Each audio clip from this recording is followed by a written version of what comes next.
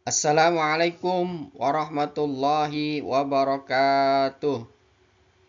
Alhamdulillah, alhamdulillahilladzi anzalas sakinata fi qulubil mu'minin liyazdadu imanam ma'a imanihim. Asyhadu an la ilaha illallah wahdahu la syarikalah wa asyhadu anna Muhammadan abduhu wa rasuluhu la nabiyya ba'dah. Allahumma salli wa sallim wa barik wa karim wa majid wa azim ala sayyidina wa syafi'ina wa qurrati a'yunina wa maulana Muhammadin wa ala alihi wa ashabihi haqqa qadrihi wa miqdarihil azim. Alhamdulillah Bapak Ibu, kita kembali lagi, kita belajar lagi di video ini. Insya Allah kita masih di program sarapan bahasa, ya, di mana di program ini kita akan membahas seputar bahasa Arab serapan yang kita temukan dalam kehidupan sehari-hari kita untuk memahami ayat-ayat Al-Quran. Karena masih banyak bahasa Arab serapan yang kita gunakan setiap hari dan ternyata itu ada di dalam Al-Quran. Nah, pada video kali ini Bapak Ibu, insya Allah ya kita akan sama-sama membedah kata khusyuk. Sambil kita ikhtiar ya untuk meraih atau mendapatkan predikat sholat yang khusyuk. Jadi kita belajar sama-sama di sini Bapak Ibu. Usikum wa iyaya bitaqwallah. Ya. Kemudian kalau nanti Bapak Ibu setelah menonton, mempelajari video ini, kemudian Bapak Ibu dapat manfaat, maka jangan berhenti manfaat ini sampai di Bapak Ibu aja. Silakan di-share ya. Mari kita sama-sama menjadi agent MLP, yaitu multi level pahala. Ya, kalau video ini manfaat, kemudian Anda share, kemudian manfaat itu dirasakan oleh orang lain, ya, ratusan bahkan ribuan orang Bapak Ibu. Kemudian ibadah mereka meningkat, sholat mereka berkualitas, maka Masya Allah pahala akan mengalir buat kita semua. Inilah yang disebut dengan pahala jariyah atau amal jariyah. Baiklah Bapak Ibu, ya kita langsung saja ya kita bedah kata khusyuk.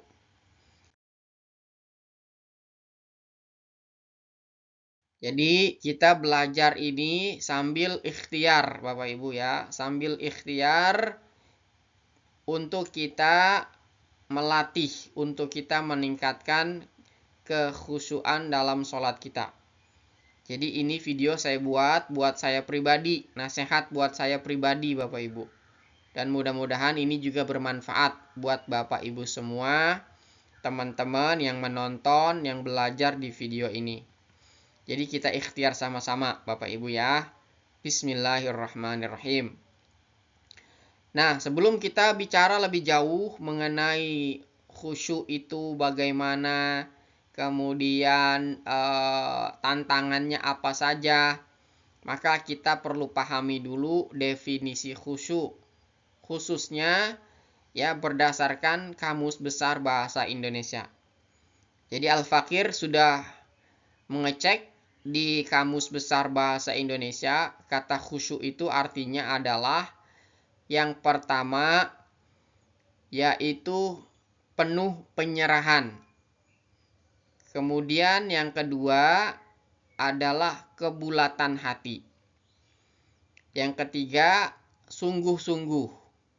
Dan yang keempat adalah penuh kerendahan hati. Jadi makna khusyuk dalam Kamus Besar Bahasa Indonesia adalah penuh penyerahan dan kebulatan hati, sungguh-sungguh, dan penuh kerendahan hati. Nah, kemudian kata khusyuk kita bedah dari segi bahasa Arab, di mana kata dasar dari khusyuk adalah kho, shin, dan ain, yang menjadi kata khosya'a, yakhsya'u, khosyi'un, khusyu'un. Ini berkaitan dengan makna ketaatan, kesalehan, beriman, alim, jujur, khusyuk, berkaitan dengan yang beribadah, abid, dan sungguh-sungguh. Nah, jadi kita sudah bedah khusyuk berdasarkan bahasa Indonesia, artinya apa, dan khusyuk berdasarkan bahasa Arab artinya apa. Ternyata nggak jauh beda, bahkan sama Bapak Ibu ya. Artinya kita jadi gampang memahaminya, karena ini merupakan bahasa serapan. Nah, Bapak Ibu semua, kita persingkat lagi. Sekarang kata khusyuk itu secara bahasa artinya apa? Nah, kata khusyuk itu secara bahasa ya berarti tenang dan tunduk. Nah, ini jadi kita spesifikin Bapak Ibu. Jadi yang namanya khusyuk itu adalah tenang dan tunduk. Ya kan? Nah, tenang dan tunduk. Tunduk itu berarti ya kita ikut aja gitu. Berserah aja gitu. Nah, tenang itu berarti kita adem ya. Terus ya, orang tenang bagaimana sih? Ya kan kita bisalah mendefinisikan tenang itu seperti apa. Nah, ya kan? Nah, jadi kita mesti tahu dulu nih Bapak Ibu, artinya apa sih khusyuk? Ya, jadi spesifiknya artinya khusyuk itu adalah tenang dan tunduk. Nah, sekarang bagaimana arti khusyuk dalam sholat? Nah, jadi kalau tadi secara bahasa tenang dan tunduk, sekarang bagaimana dalam sholat Bapak Ibu? Ya, apa makna tenangnya, apa makna tunduknya? Kita bahas sekarang. Jadi dalam sholat, khusyuk itu Bapak Ibu ya, berarti hadirnya hati ketika menghadap Allah. Tenangnya pikiran kita, anggota badan kita, juga perkataan, dan semua perbuatan yang ikut dihadirkan sejak awal hingga akhir sholat kita selesai. Dalam rangka apa? Pengagungan, pendekatan kepada Allah, dan kita ini sedang bermunajat kepadanya. Nah, jadi dalam sholat, khusyuk itu berkaitan dengan hadirnya hati kita. Jadi kalau kita sholat, cuman badan doang yang hadir Bapak Ibu. Hatinya nggak hadir, apalagi pikirannya nggak hadir, ya itu berarti ya kosong Bapak Ibu. Gitu ya. Jadi hati mesti hadir, kan badan udah hadir nih. Maka hatinya juga mesti hadir. Bagaimana nanti hati itu bisa hadir? Caranya bagaimana? Nanti kita bahas. Kemudian kalau hatinya sudah hadir, Bapak Ibu, pikirannya pun nanti juga akan tenang. Ya, karena kalau orang, Bapak Ibu, misalnya nih ya, kita itu merasa terancam gitu misalnya ya. Kita lagi terancam, lagi merasa terancam. Tiba-tiba Bapak Ibu, ya, kita hadir ya di dalam sebuah ruangan, atau kita bertemulah orang yang menjamin keselamatan kita. Anggap aja misalnya kita hadir di depan raja gitu ya. Nah, jadi kalau kita hadir di depan raja, maka kekhawatiran kita ya Bapak Ibu tentu akan ya tenang ya, karena insya Allah raja akan bantu semua urusan kita. Jadi kita hadir di depan raja, ya, maka kegelisahan kita, kekhawatiran kita, ketakutan kita itu ya akan hilang. Gitu. Karena apa? Kita yakin si raja akan bantu kita. Ya, itu di depan manusia Bapak Ibu. Bagaimana kalau di depan Allah, di hadapan Allah? Badan kita hadir, hati kita hadir, maka apa? Pikiran menjadi tenang. Nah, kalau hati sudah hadir, pikiran tenang, maka anggota badan pun akan tenang Bapak Ibu. Jadi dia menghayati setiap gerakan, ya, terus mentadaburi ya setiap gerakan yang kita lakukan di dalam sholat. Ya, ketika takbiratul ihram, ya kita mendapatkan hikmahnya bahwa Allah yang maha besar. Angkat tangan kita berarti menyerah tuh Bapak Ibu. Ketika kita takbiratul ihram kan kita angkat tangan, Allahu Akbar. Tangan ngangkat itu kan kayak orang nyerah, udah serah, saya serahkan semua urusanku pada Allah yang maha besar, Allahu Akbar.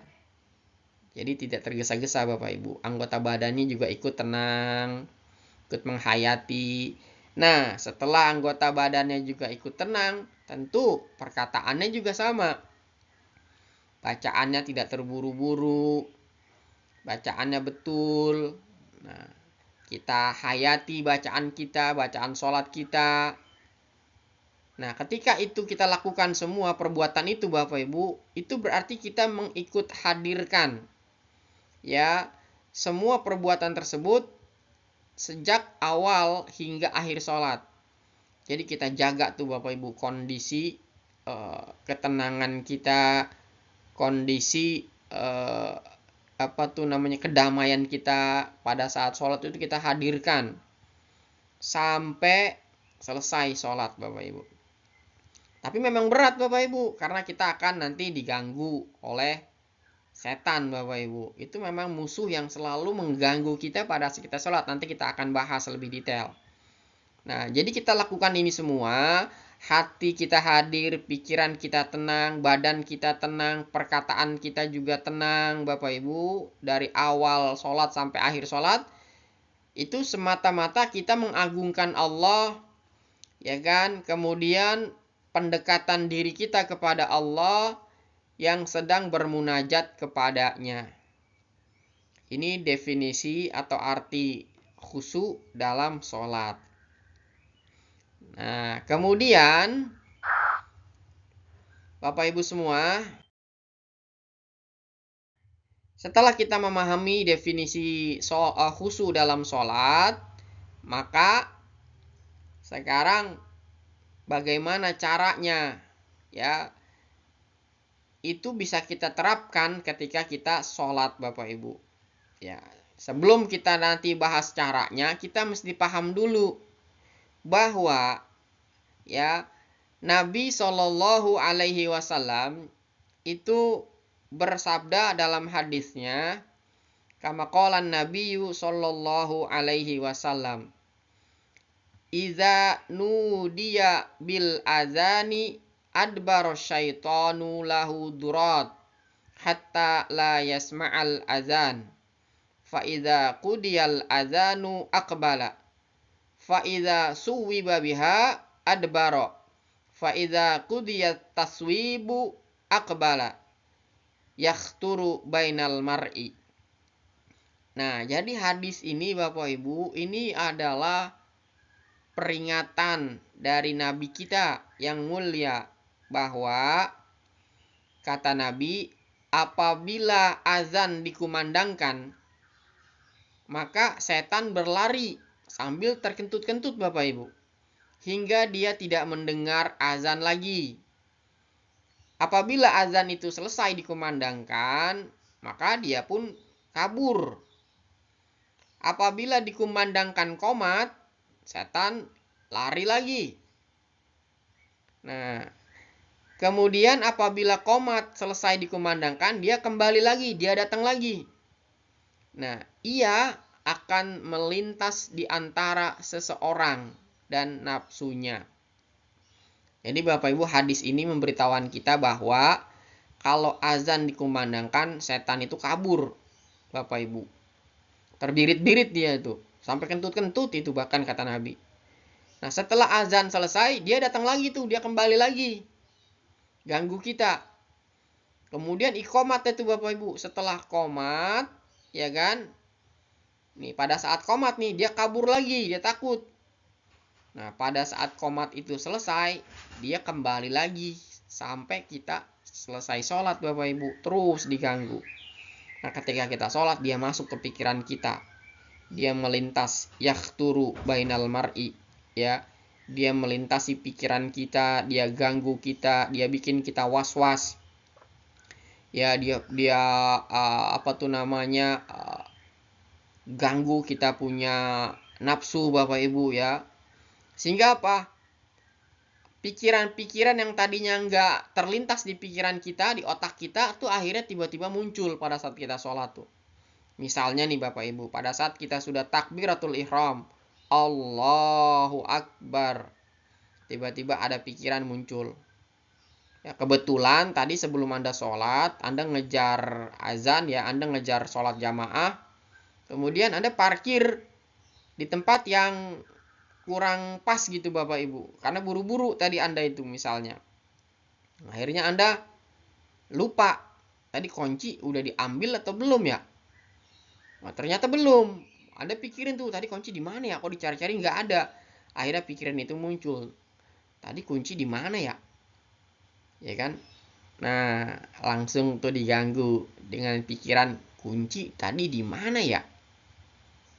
Nah, terus Anda Anda ladenin di pikiran Bapak Ibu, ya.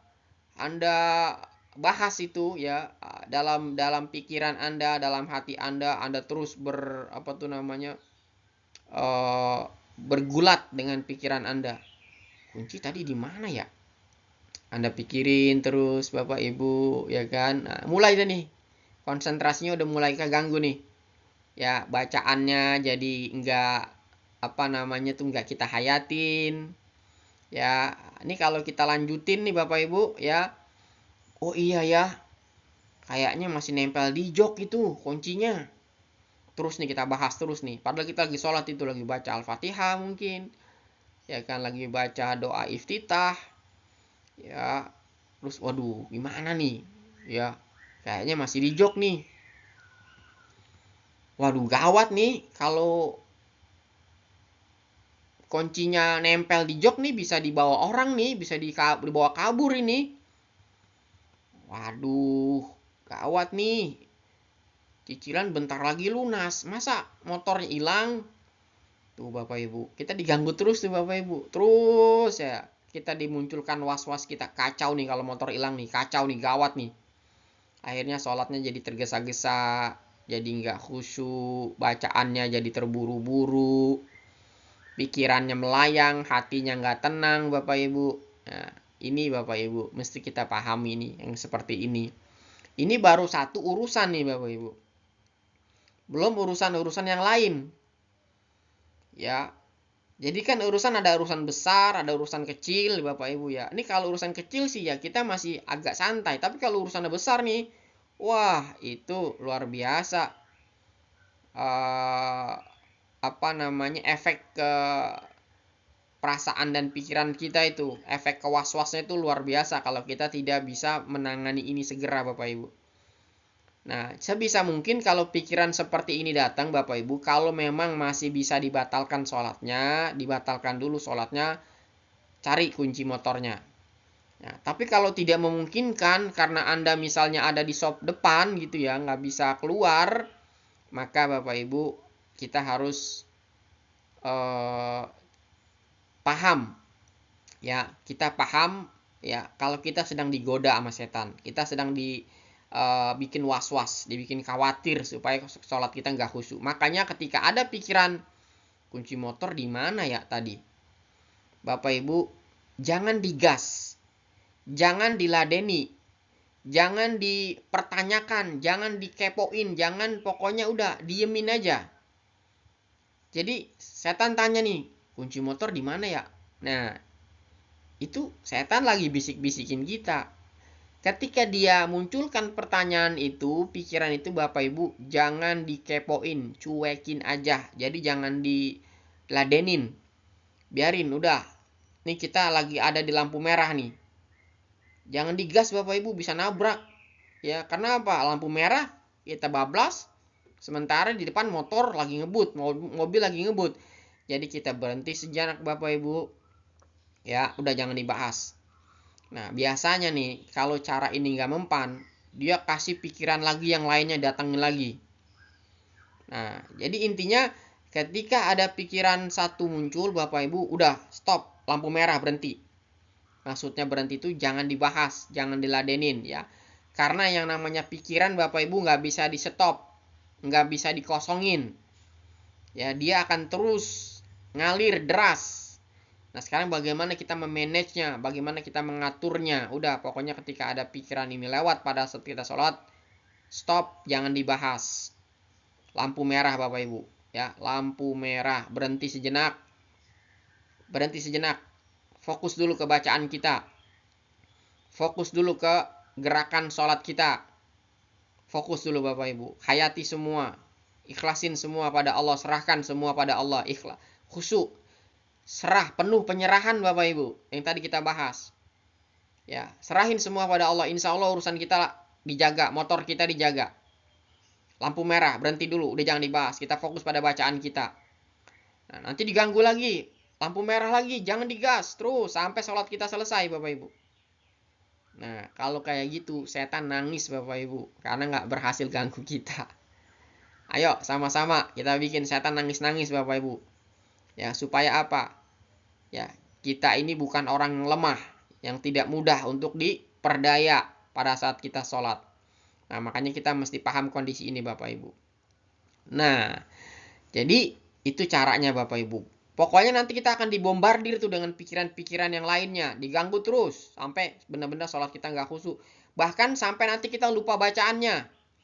Ya, lupa bacaan sholat. Lupa surat yang kita baca. Sampai kebalik. Ya, bahkan sampai salah. Bahkan sampai lupa bilangan rokaatnya Bapak Ibu. Nauzubillah min zalik ya. Mudah-mudahan kita berlindung kepada Allah dari sholat yang tidak khusyuk, dari sholat yang lalai. Nah, jadi ini ikhtiar kita Bapak Ibu ya. Mudah-mudahan ini bisa kita sama-sama ya berikhtiar, kita sama-sama latihan ya. Semoga sholat kita lebih khusyuk lagi. Amin ya rabbal alamin. Nah, baik Bapak Ibu ya, kita lanjut lagi. Tadi itu langsung kita teori ke praktek tuh Bapak Ibu. Tadi kita sudah teori, terus kita praktek tuh kalau kita lagi dalam sholat, kemudian tiba-tiba ada pikiran kayak tadi muncul, Bapak Ibu, kita mesti paham tuh bagaimana caranya. Ya, mudah-mudahan tadi bisa dipahami dan bisa diterapkan. Nah, Bapak Ibu, sekarang kita perdalam lagi ya tentang kata khusyuk.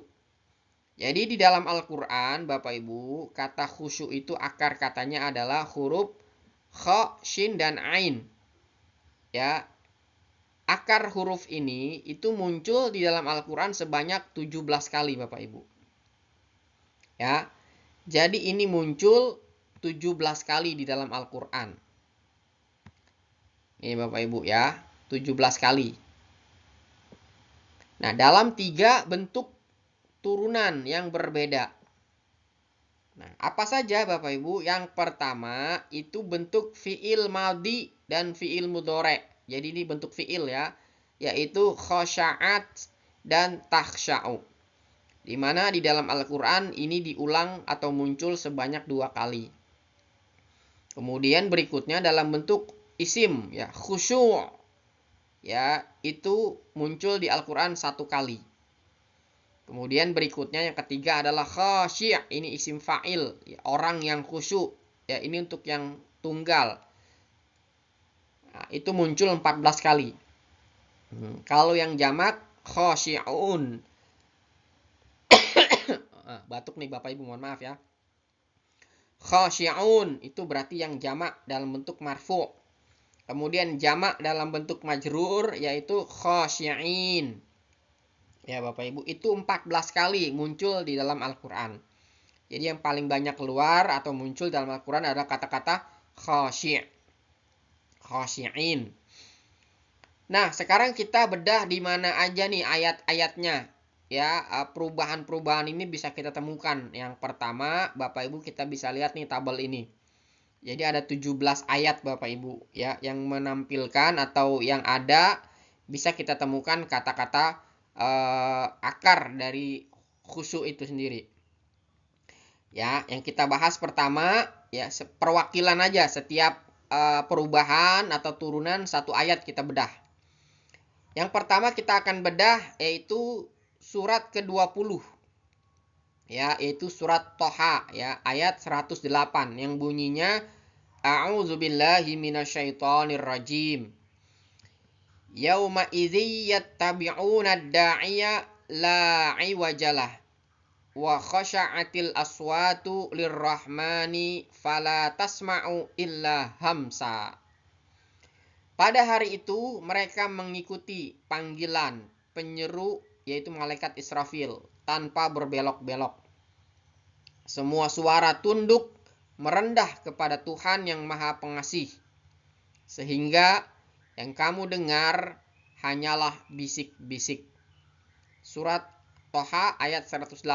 Ini adalah surat ke-20. Bapak Ibu bisa cek ya Al-Qur'annya.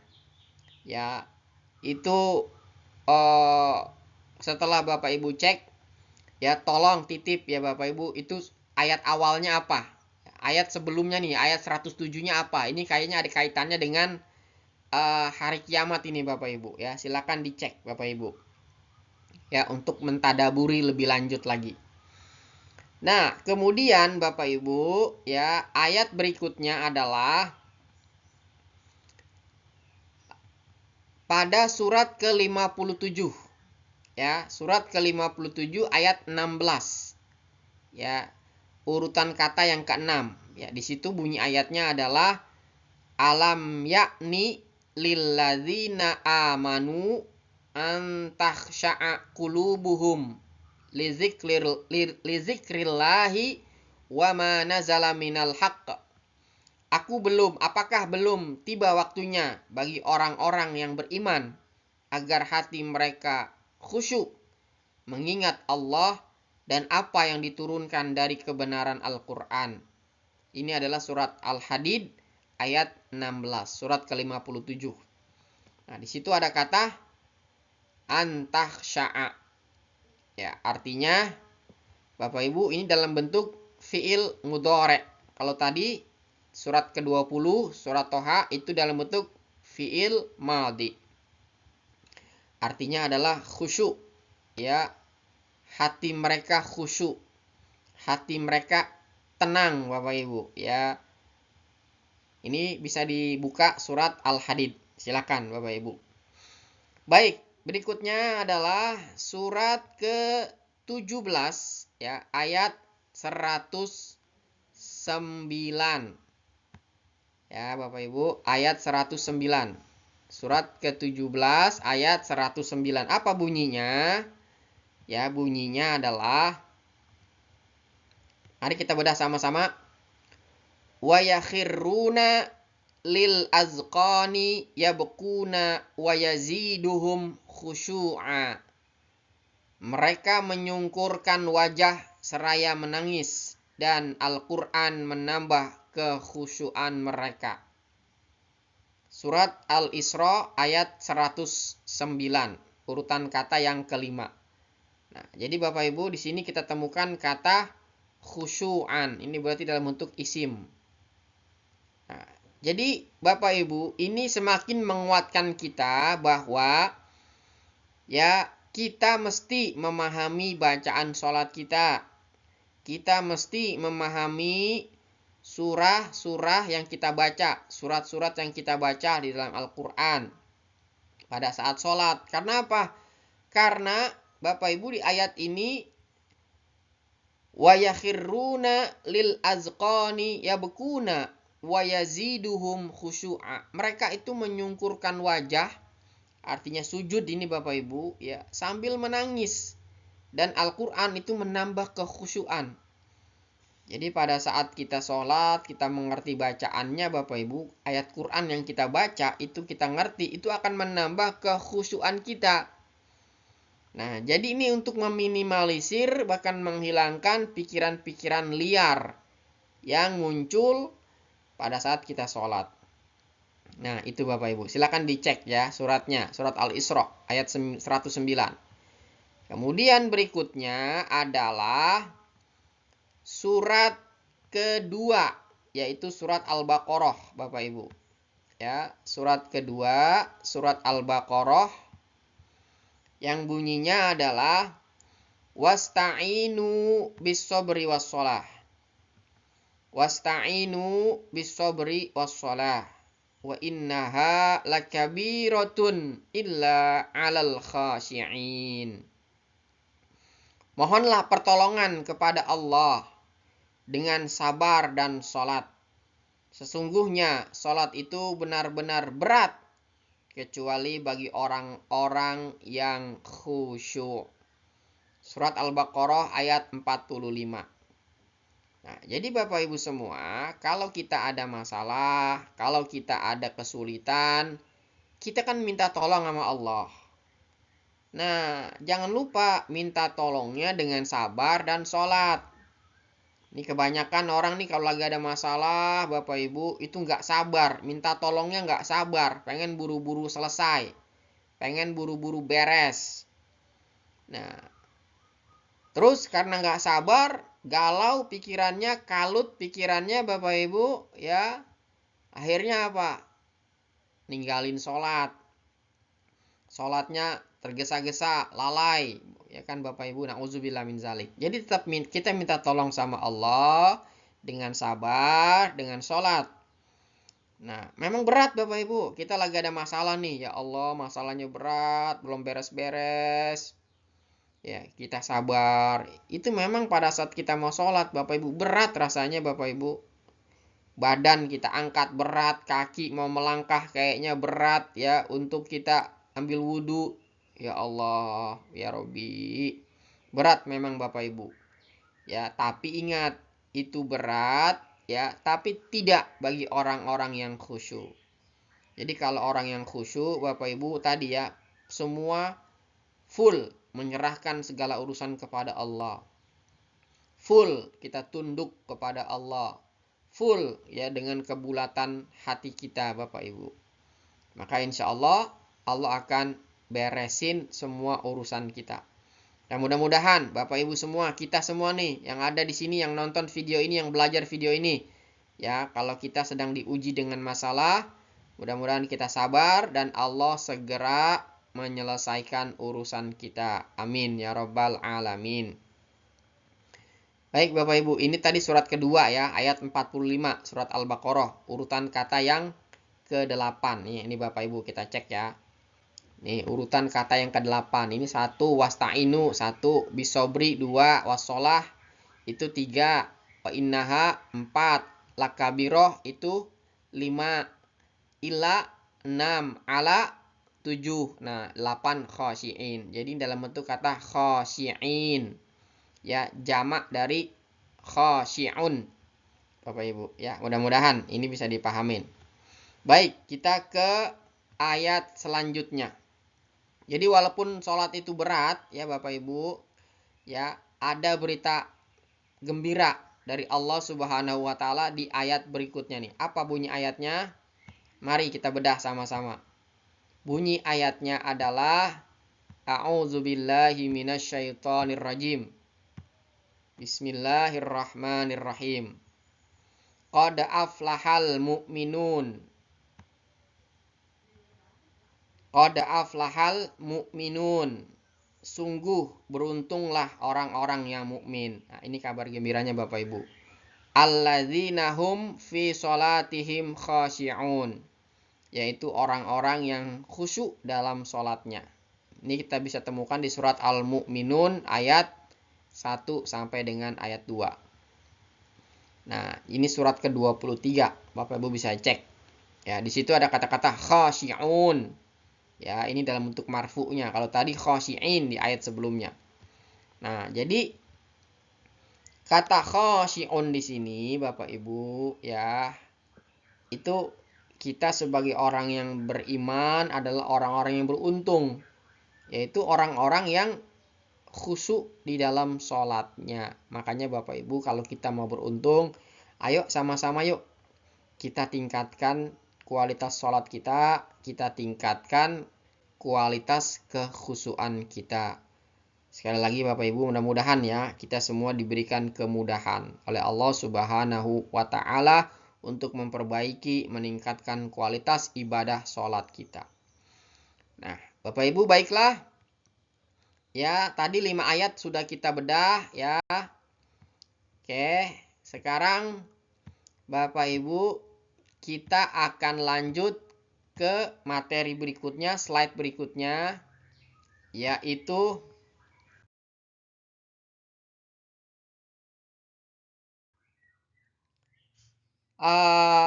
di akhir video ini ya kita akan bahas apa kata Nabi Shallallahu Alaihi Wasallam ya tentang khusyuk pada zaman ini.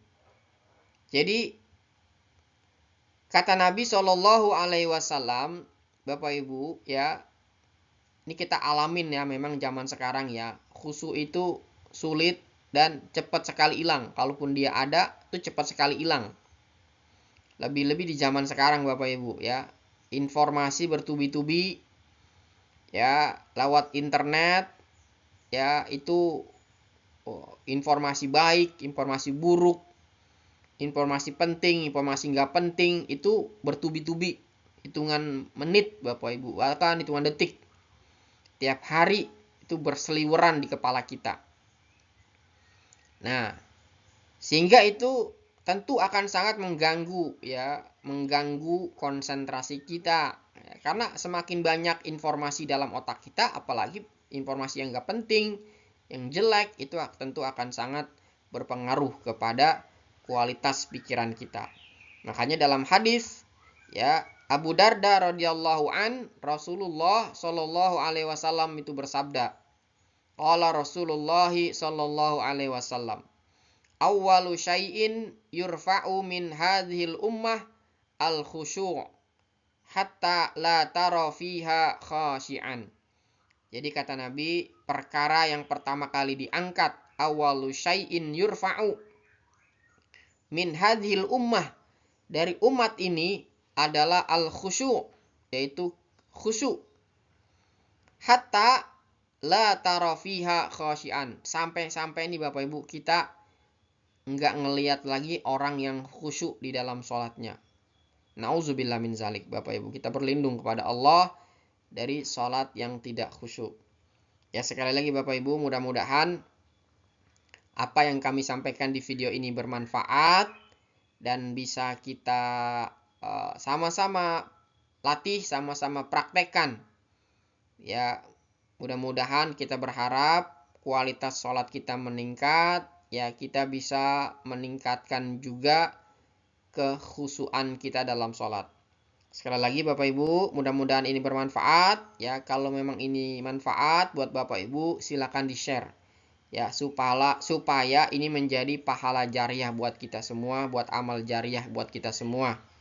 Ya karena kalau ini ditonton oleh orang, kemudian dia manfaat, kualitas ibadahnya meningkat, sholatnya meningkat, makin semangat, maka insya Allah pahala akan mengalir kepada kita semua. Kata Nabi, ya di akhir video ini saya sampaikan, man dalla ala khairin falahu mislu ajri fa'ilihi. Barang siapa yang menunjukkan pada suatu kebaikan, kemudian orang yang ditunjukkan kebaikan itu mengerjakan apa yang dilakukan itu dari kebaikan tersebut, maka orang yang ngasih tahu, orang yang nunjukin itu akan dapat pahala sama seperti orang yang melakukan kebaikan itu. Amin ya robbal alamin. Barakallahu fiik Bapak Ibu. Wabillahi taufiq wal hidayah. Assalamualaikum warahmatullahi wabarakatuh.